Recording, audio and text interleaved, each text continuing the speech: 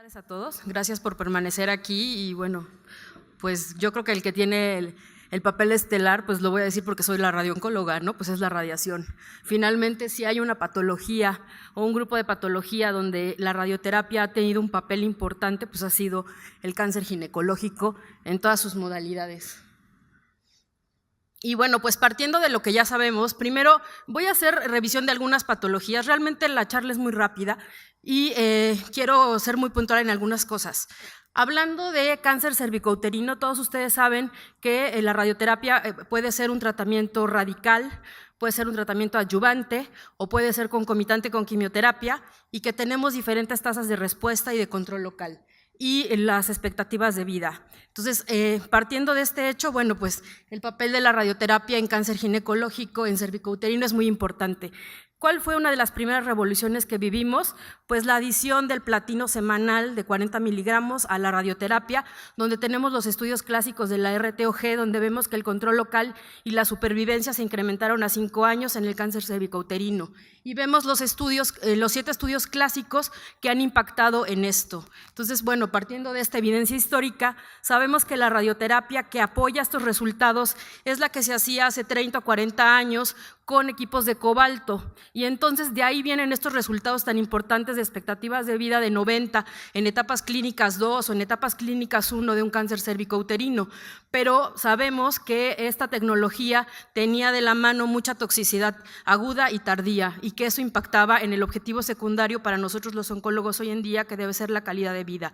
Y hoy debemos partir al menos, creemos que más de un 90% de los radiooncólogos en México realizamos al menos radioterapia conformacional, que son estos campos en los cuales los aceleradores lineales han venido a revolucionar los tratamientos, permitiéndonos proteger los órganos de riesgo.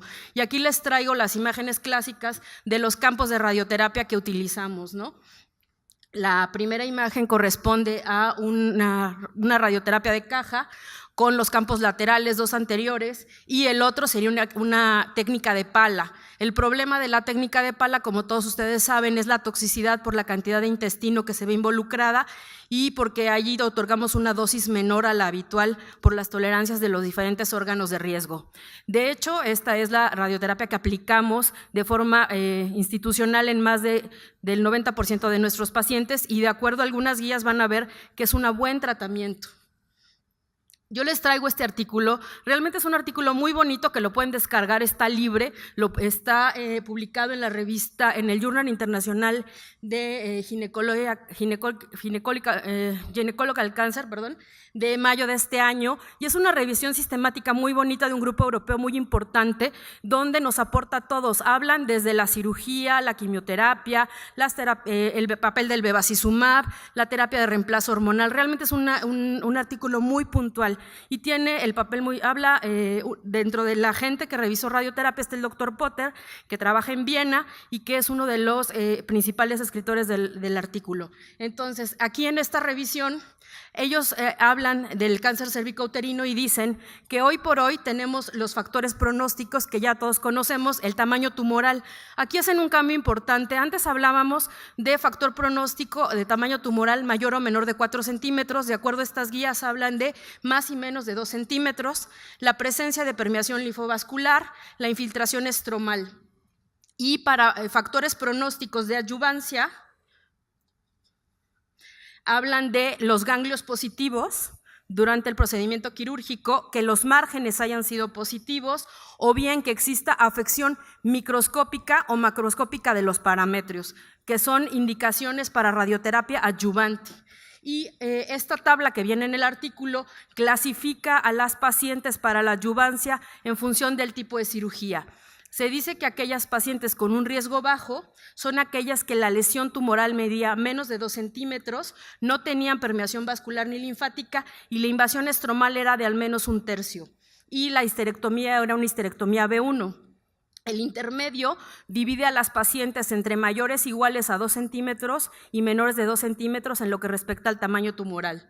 Si tenían o no la presencia de permeación vascular y linfática, independientemente de la invasión estromal, y la cirugía sería un B2, donde hacen disección de ganglios parametriales. Y el grupo de alto riesgo, aquellas pacientes con lesiones de más de 2 centímetros, con permeación vascular positiva, Y bueno, ya la invasión estromal aquí no importa, y la cirugía sería una histerectomía tipo C1.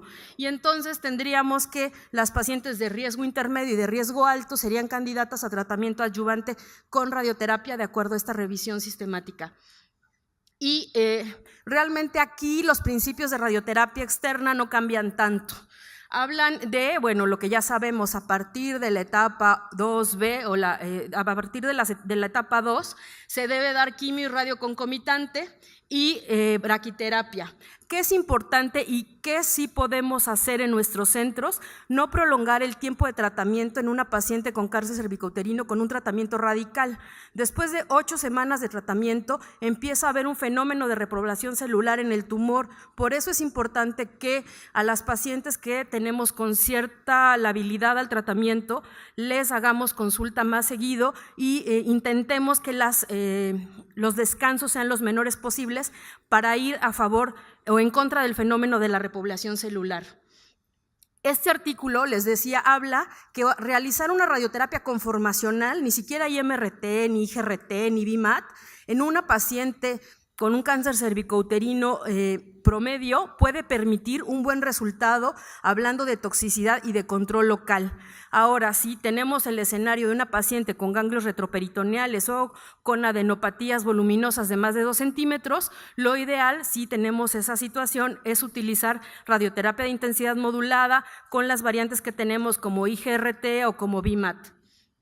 ¿Y por qué la intensidad modulada en estos escenarios? Pues porque vamos a poder proteger los órganos de riesgo como pueden ser los intestinos, la vejiga o el recto. ¿Y cuáles son las dosis? Si vamos a dar un tratamiento radical, ellos hablan de fraccionamiento de 1.8. En México, dependiendo de los centros, a veces el fraccionamiento aún con quimioterapia concomitante es de 2 Grays. Todo depende de en qué institución estemos trabajando y de la tolerancia que tenga la paciente en función de la escala funcional y las comorbilidades. Y las dosis son de 45 a 50 Grays para enfermedad microscópica, asociada a platino, 40 miligramos. Cuando tenemos pacientes con afección paraórtica, que es importante mencionarles que en caso de pacientes con ganglios paraórticos voluminosos, la radioterapia es probable que no va a impactar en el control local, que esa paciente ya va a estar perdida en un lapso no mayor a 2 años y que dar 45 Grays solo va a disminuir el volumen, pero no va a curar a la paciente. Sabemos que ganglios paraórticos es un factor de muy mal pronóstico para las pacientes. Y algo importante que mencionan y que también hay que hacerlo en función de la técnica de tratamiento que tengamos, aquellos pacientes que tienen ganglios positivos, ya sea pélvicos o paraórticos, y que los hayamos diagnosticado por tomografía o por PET, podemos dar dosis adicionales, y esta sería una de las nuevas técnicas que tenemos en radioterapia. Entonces, este es un ejemplo de una paciente con un cáncer cervicouterino, con un PET positivo, donde lo que vemos son ganglios, donde aquí ven ganglios que son positivos y que miden más de 2 centímetros, y en este plan de tratamiento lo que hacemos es prescribir aquí una dosis que va de 55 a 60, aquí estamos prescribiendo 50 y aquí también 50, es decir que estamos dando dosis diferentes dentro de una misma área de radioterapia, y a esto, bueno, hay quien le llama bus concomitante o hay quien le llama B-Smart, que es como una radioterapia inteligente, porque estamos dando en la zona de mayor enfermedad una dosis más alta. Entonces este es un plan de bus concomitante, y aquí estamos llegando prácticamente hasta cubrir todos los ganglios paraórticos, de acuerdo a algunas de las guías que vienen en este mismo artículo. Y hablando de la braquiterapia, también hoy el mundo vive una revolución en la braquiterapia. Este mismo grupo de europeo están utilizando la resonancia magnética y están creando experiencia muy importante. Países como España, a pesar de tener una situación diferente a la nuestra, no tienen estandarizado el uso de la resonancia magnética. Por eso, realmente hacer hoy braquiterapia con tomografía puede ser una buena opción, pero todo dependerá de la realidad, como mencionaba Sergio hace unos momentos. Entonces, ¿qué es lo que dice este grupo hablando de braquiterapia? Bueno, idealmente hacerla por resonancia magnética. Es útil hacerla si tenemos pacientes con lesiones voluminosas, y también aquí viene un cambio, ya no hablamos necesariamente de los puntos A, hablamos de volúmenes de riesgo, pero esto siempre y cuando hablemos de resonancia. Entonces, hablamos de GTB tumoral, donde podemos llegar a dosis de 90 grays, CTB del tumor, CO de riesgo intermedio, también dosis de 90, y el CTB del tumor de riesgo, bueno, ahorita no recuerdo el concepto del HR, pero son 60 grays. Entonces, dentro del mismo cervix podemos estar dando dosis de 90 o de 60. Estos volúmenes, para poderlos realizar y prescribir, necesitamos la resonancia magnética. Ese es el inconveniente. Y aquí vamos a la dosis más alta. Antes estábamos dando dosis que eran 30, si recuerdan. Aquí se puede llegar a dosis de 40 o 45 para llegar a dosis de 85 a 90. Es importante que recuerden que las tolerancias de cada uno de los órganos son diferentes. La vagina, el tercio superior, tiene una tolerancia muy alta, se dice que alrededor de 110 grays. Entonces, por eso podemos llegar a dosis como 90, ¿no? O 95. Lo ideal nuevamente es que una vez que la paciente termina la radioterapia externa, empiece la braquiterapia en no más allá de 2 semanas, para ajustarnos a las 7-8 semanas en las que la paciente debe recibir el tratamiento. Y hay diferentes opciones. Si la paciente sigue con afección de parametrios por clínica, ¿se puede dar la braquiterapia? Sí. Hay escuelas que utilizan aplicadores con braquiterapia intersticial como el Grupo de Valencia o colocación de agujas. No lo hacemos porque para hacer una braquiterapia intersticial con agujas en parametrio necesitamos resonancia magnética, la experiencia clínica y tiene su grado de complejidad. Entonces hay alternativas con radioterapia externa para el parametrio, ¿de acuerdo? Y lo que sabemos hoy es que haciendo una fusión entre los conceptos previos de braquiterapia de Manchester y los conceptos actuales de resonancia magnética, la dosis en los puntos A debe ser mayor a 75 grays con las restricciones que les pongo a continuación, bueno, que vienen ahí mencionadas para los volúmenes definidos por resonancia magnética. Y este artículo, que es del Grupo Europeo de Braquiterapia, es el Embrace 2, que evalúa el papel de la resonancia magnética en cáncer ginecológico y conjunta los conceptos de radioterapia externa que tenemos actuales a los actuales de braquiterapia utilizando la resonancia magnética. Y aquí tenemos, bueno, pues los volúmenes que cubrimos habitualmente con la radioterapia, y aquí está el GTB, que corresponde al volumen macroscópico. Luego tenemos el volumen del CTB, de los otros riesgos y cómo estamos radiando todo lo que corresponde al útero y aparte de la vagina. Y luego superponen los volúmenes que definimos con la resonancia magnética y cómo hacemos la suma para llegar a las dosis de 90 grays que estamos prescribiendo en pacientes con cáncer cervicouterino. Y este estudio también es importante porque dentro de las cosas que siempre han cuestionado hablando de la radioterapia son las toxicidades. Es muy importante mencionar que efectivamente la radioterapia genera una toxicidad. Puede ser una toxicidad a nivel intestinal, las pacientes pueden tener una mala absorción o un cuadro similar a un colon irritable, pueden tener dispareunia, ¿no? Por la misma resequedad vaginal, porque cambian las condiciones de la vagina con la braquiterapia que les otorgamos. Y bueno, pues obviamente si es una mujer que era premenopáusica va a sufrir de menopausia.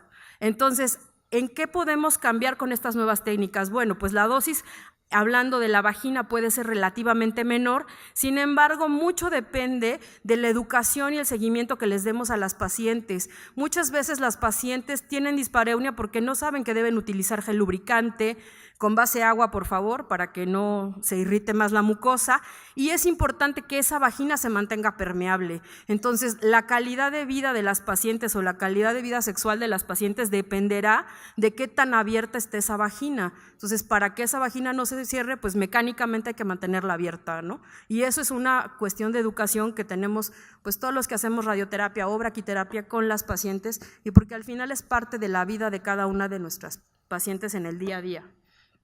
Y este artículo del Embrace lo que hace es dividir a los grupos en bajo riesgo, riesgo intermedio y riesgo alto, y aquí pone, bueno, el bajo riesgo son las etapas clínicas 1A, 1B1 y 2A1, y también hace una limitación de las dosis de radioterapia, donde los límites del volumen a radiar va a ser diferente. Entonces, aquí tenemos el grupo de bajo riesgo, el límite del campo de la radioterapia deberá ser a nivel de L5, el intermedio entre L4 y L3 y los de alto riesgo en L2. Entonces, este artículo pues es importante por esto. Y aquí vemos en la tabla que corresponde a este gráfico,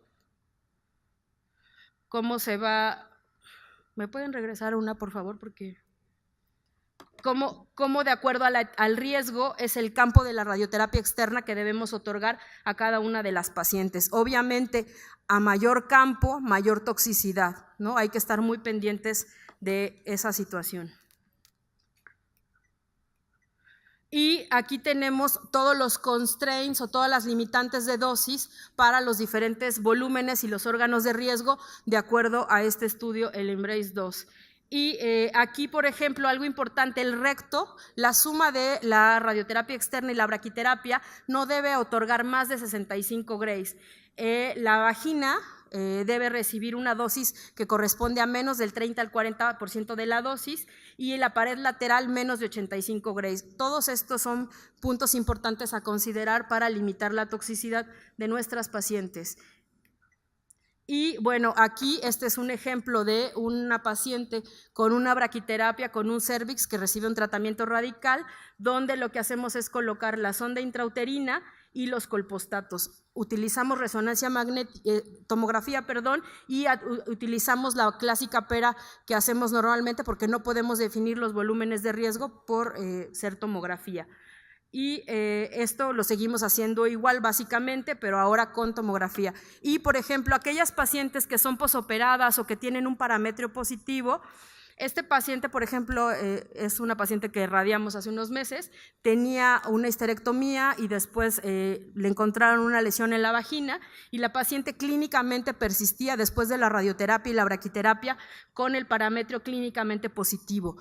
Para esto es importante el complementar con la resonancia magnética pélvica y bueno, pues a la paciente se le solicita la resonancia, nos reportan una lesión en el parametrio derecho de 2x2 y bueno, se puede realizar un incremento parametrial, pero necesitamos la resonancia magnética fusionada con la tomografía y este es el volumen que pintamos para hacer la radioterapia, el volumen que otorgamos. Aquí tenemos la vejiga y el recto. Obviamente la paciente sabe que tiene un riesgo de mayor toxicidad rectal y vaginal y el tratamiento pues consistió en 2 arcos conformacionales para dar una dosis de 10 grays en 5. Aquí en este caso, por ejemplo, esta paciente no acabó en 8 semanas el incremento, la dejamos descansar después de la braqui 1 semana y después de la semana recibió el incremento, ya se hizo un PET y ya está la paciente sin enfermedad. Entonces, en parametrio clínicamente positivo es importante realizar una resonancia magnética pélvica para ver si podemos otorgar una dosis adicional de tratamiento. Eso tendrá sus implicaciones dependiendo de en qué institución nos encontremos. De cáncer de endometrio, bueno, realmente ya hablaron un poco, sabemos la importancia de los estudios PORTEC y el GOG 99 y los grupos de riesgo. Y ahora vienen cosas nuevas, están haciendo análisis o subanálisis del PORTEC 3 para identificar cuáles son las pacientes que se benefician de la radioterapia o de la braquiterapia. Y aquí las guías prácticamente no han cambiado. En la etapa 1A sabemos que el manejo es vigilancia y a partir de la etapa 1BG3 puede ser braquiterapia o radioterapia externa. Y en las etapas 2, 3 y 4 pues se utilizan las dos. En la etapa 4 dependerá de las condiciones de la paciente o hay pacientes que por condiciones médicas no son operables y se da un tratamiento radical que sería similar a como otorgamos en un cáncer cervicouterino. Realmente aquí lo que cambia es la calidad de vida de las pacientes y damos solo braquiterapia porque va a ser una vagina más corta, es una paciente que probablemente tenga más infecciones vaginales y no tendrá lubricación durante las relaciones sexuales. Y aquí, bueno, les traigo 2 ejemplos. Aquí realmente podemos hacerlo con formal, que es una buena técnica. Aquí los cirujanos nos marcaron el lecho, realizamos, definimos de acuerdo a las guías internacionales el volumen y otorgamos aquí un esquema de radioterapia de 50 en 25. Todo depende de en qué institución nos encontremos y con qué recursos contemos. Y el siguiente, estas imágenes son de tomografía, por eso no tienen volúmenes. Y los famosos cilindros vaginales, que es lo que realizamos en muchas de las pacientes posoperadas en etapa 1BG3, en las cuales lo que se coloca es el cilindro vaginal y dependiendo de la escuela y del reporte de patología se irradian los 5 centímetros superiores de la vagina para disminuir la probabilidad de que la paciente tenga recurrencias vaginales. En un cilindro vaginal realmente la vejiga y el recto van a recibir una dosis del 90 al 100% de la dosis, entonces las pacientes tendrán algunas molestias, básicamente puede ser proctitis grado 1, grado 2. Y la caída de la dosis pues es muy rápida, a 2 o 3 centímetros prácticamente ya no hay dosis de radioterapia.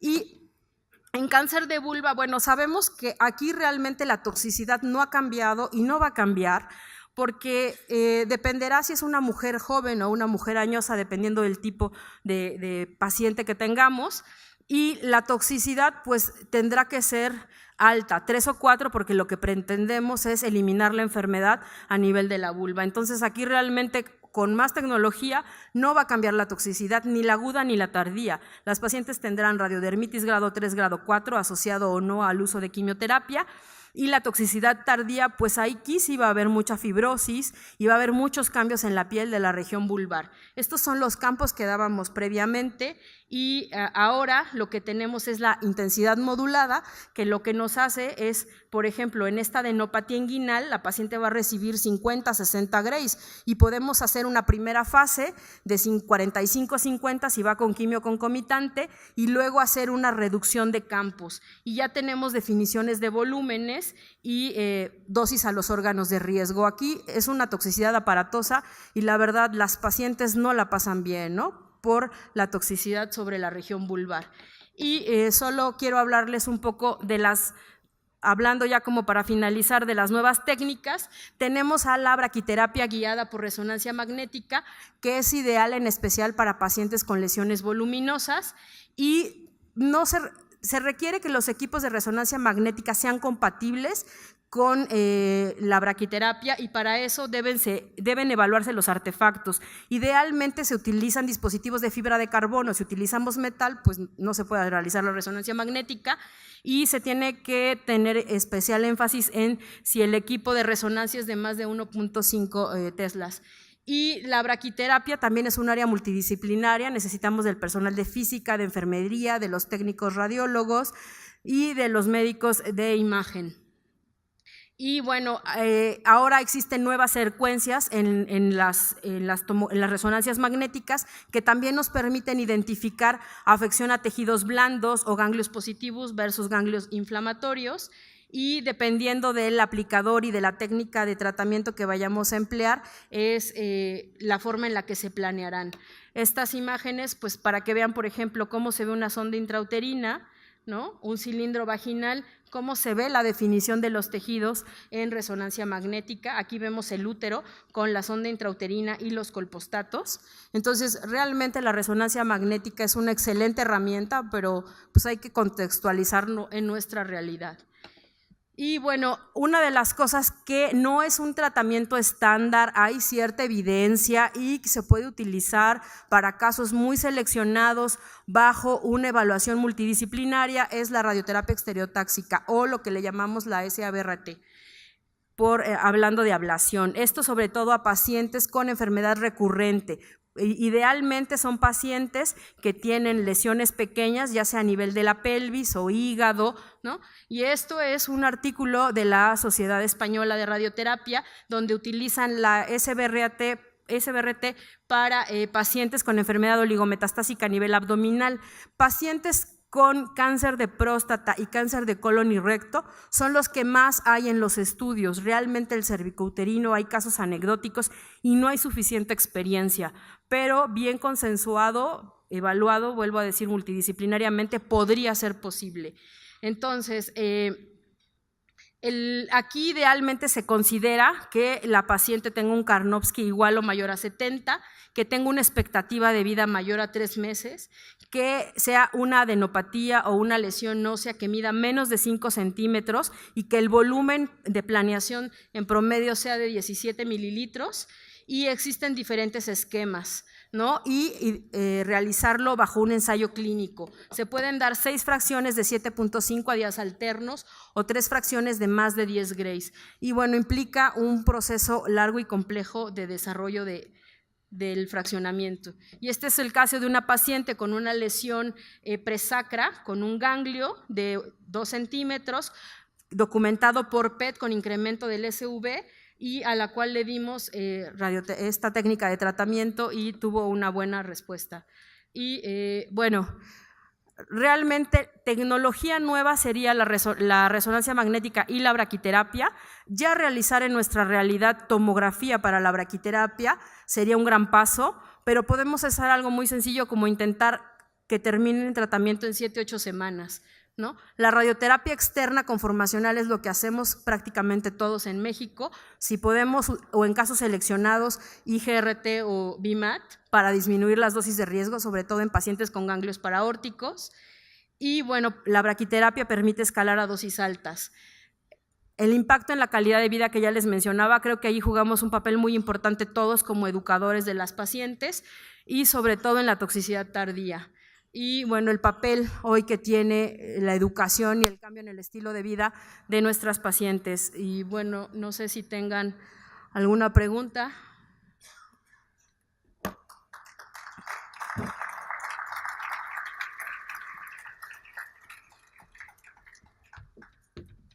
Muchas gracias, Michelle, por tu excelente presentación. Tenemos algunas preguntas por vía electrónica.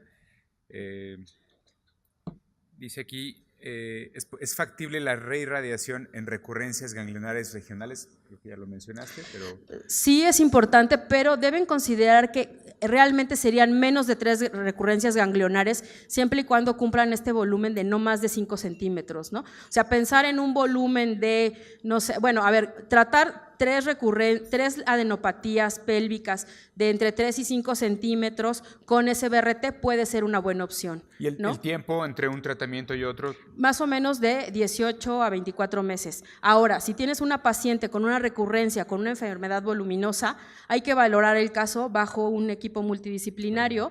Y yo creo que hoy podemos hacer reirradiaciones, no es el estándar, nadie tiene una experiencia lo suficientemente sólida, pero hay que valorar muy bien el esquema y ver cuál es el cuadro clínico. Si tienes una paciente con una recurrencia presacra y ya no hay forma de manejar el dolor, por ejemplo, pues a lo mejor puedes someterla a un esquema de reirradiación. Tú sabes que probablemente no la vas a curar, pero le vas a dar calidad de vida. Para paliar los síntomas, claro. Muy bien, Michelle, el pensamiento, la dirección del tratamiento en una paciente con cáncer cervicouterino varía mucho si es de manera adyuvante post-histerectomía en una etapa que inicialmente era temprana, susceptible de cirugía, pero que por factores adversos en el reporte de patología requiere radioterapia, versus en aquella con enfermedad locorregionalmente avanzada que recibe un tratamiento primario con quimio, radioterapia concomitante. ¿Hacen alguna consideración, alguna distinción en un caso o en otro? Bueno, cuando damos radioterapia adyuvante, lo que hacemos es dar una dosis menor en la radioterapia externa. Damos dosis de 45 o 50 grays para enfermedad microscópica. Si hubiera un reporte de un ganglio positivo, pues a lo mejor te subes a una dosis un poco más alta, pero la dosis de la primera parte puede ser menos, entre 45 y 50 o 50.48, dependiendo del esquema que utilices.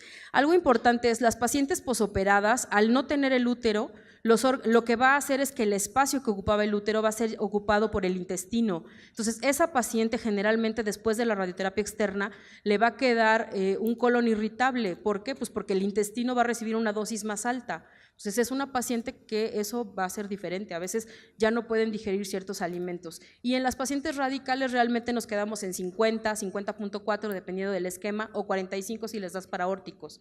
Realmente el cambio es muy pequeñito en la dosis. ¿Y en la braqui es lo mismo? Y en la braqui sí, es lo mismo. Okay. Bueno, en la braqui si es posoperada solo colocamos o cilindro vaginal o colpostatos, ¿no? El dispositivo es lo diferente. Claro. La doctora Cabrera, Paula tenía alguna pregunta. Michelle, muchísimas gracias por tu presentación, siempre tan objetiva como siempre. Oye, Michelle, con todo esto que nos presentó Marisol de la nueva clasificación de endometrio, lo difícil que es esa patología en la recurrencia, ¿cuál es tu visualización sobre el papel que va a tener la radioterapia específicamente en las recurrencias locorregionales por cáncer de endometrio? Gracias. Bueno, yo creo que en endometrio la verdad es que a título personal, este cambio que le hicieron a la clasificación hace unos años de dejarlo entre el 1A y el 1B, vino a cambiar muchas cosas porque todos los estudios que teníamos en radioterapia eran con la clasificación previa. Entonces, a mí me parece que hay factores de riesgo en endometrio que no les estamos dando el peso suficiente. Por ejemplo, el tamaño tumoral es importante, el grado, por supuesto, que es de los más importantes, la permeación vascular y la linfática y los márgenes. De hecho, en el Congreso Europeo de Radioterapia hace unas semanas estaban discutiendo cómo va a cambiar y cómo va a evolucionar, y las diferentes escuelas, los americanos y los europeos, están como en controversia. Algunos europeos están en contra de la radioterapia en la etapa clínica 1 del endometrio y algunos están a favor. Yo creo que todavía va a haber un cambio importante, pero vamos a tener que separar los factores pronóstico en endometrio y a lo mejor ya no va a ser tan contundente como bajo riesgo y alto riesgo, sino tomar en cuenta y hacerlo más personalizado, ¿sabes? Yo creo que esa va a ser la diferencia y habrá que ver cómo se comportan los siguientes años. Muy bien. Con relación a la extensión a campos paraórticos, ¿nos podemos quedar tranquilos con la pura tomografía? ¿O si idealmente el PET? ¿O cuál sería porque vaya, la posibilidad, el escenario de una enfermedad locorregionalmente avanzada con afectación parametrial importante, la posibilidad de ganglios paraórticos evidentemente es mucho mayor. ¿Cómo le hacen ustedes para quedarse tranquilos de que está bien estadificada una paciente con cervicouterino locorregionalmente avanzado? Bueno, todo depende de dónde estés, ¿no? ¿Cuál es tu realidad y qué tienes, cuáles son tus recursos? En lo personal me parece que mínimo deberíamos de tener una tomografía abdominopélvica de cortes finos, simple y contrastada, para descartar por lo menos el retroperitoneo a partir de la etapa 2. Si es posible, si tu situación te lo permite, realmente realizar un PET. Un PET sería lo ideal. Un PET sería lo ideal porque te permitiría identificar, ¿no?, si tienes ganglios retroperitoneales positivos. Una cosa, hablando del cáncer epidermoide, porque sabemos que los otros es otra historia, hablando del cáncer epidermoide, recuerden que afortunadamente tiene una diseminación linfática ordenada. Entonces, si digamos que en la pelvis no identificas ganglios locorregionales de los que son propios del cervix, pues es poco probable que tenga el retroperitoneo, a menos que sean microscópicos, ¿no? Entonces, realmente, como que si quieres tener un poco de calma a tu alma, pues pensar que si los pélvicos son negativos, con tomografía, probablemente… Asumimos que los paraórticos también lo están. Pero con una tomografía evaluada y interpretada por imagen, ¿no? Y si te lo permite, bueno, pues hacer el PET para identificar los retroperitoneales, que no es un estándar y que hay alguna tendencia ahora por realizar más el PET. También es importante que yo creo que lo mismo pasa en algunas de nuestras instituciones. Hoy estamos viendo mujeres de entre 20 y 30 años con etapas clínicas 3. Entonces, es importante que quizá en esas sí hacer un énfasis en tener un PET, pues porque son pacientes con enfermedades más agresivas, más voluminosas y que su expectativa de vida va a estar más limitada. Entonces, todo dependerá de en qué realidad nos encontremos. Muy bien. Aparte de varias felicitaciones, Michelle, el doctor Eric Edmundo Pérez Ramos pregunta: doctora, en su experiencia, ¿cuál es el rol o limitación de la braquiterapia adyuvante como boost en anatomía adversa o en histología adversa? ¿Sería mejor dejar la quimio radio como neoadyuvante y posterior considerar braquiterapia para disminuir infradosificaciones y mejorar el control local y radicalidad? Podría ser una opción la neoadyuvancia y luego valorar la braquiterapia, pero allí recuerden que el tiempo es importante. O sea, si ya tuviste la máxima respuesta, probablemente más quimio o más radio ya no te va a dar más respuesta. Mucho depende de la institución en la que estemos, ¿no? Entonces, y depende de cómo se maneja el departamento de braquiterapia de la institución. La verdad es que muchas veces otorgamos la braquiterapia aún sabiendo que la geometría no es la ideal, solamente para incrementar la dosis y ser más radicales y intentar lograr un mayor control local. A lo mejor sabemos que esa paciente no va a tener una respuesta completa y pues después habrá que darle tiempo a que funcione el tratamiento y evaluar, ¿no? Realmente la geometría sí es un problema, En esos casos, de acuerdo a las guías internacionales, tendríamos que tener resonancia magnética Okay. para poder contar con volúmenes de riesgo, pero bueno, no lo podemos permitir. Yo creo que si lo que tenemos es la posibilidad de dar braquiterapia, pues hagámoslo. Ya después veremos qué podemos ofrecer a esa paciente. De acuerdo. ¿Alguna pregunta más para la doctora Villavicencio? Doctora, muchísimas gracias por su Gracias. excelente ponencia.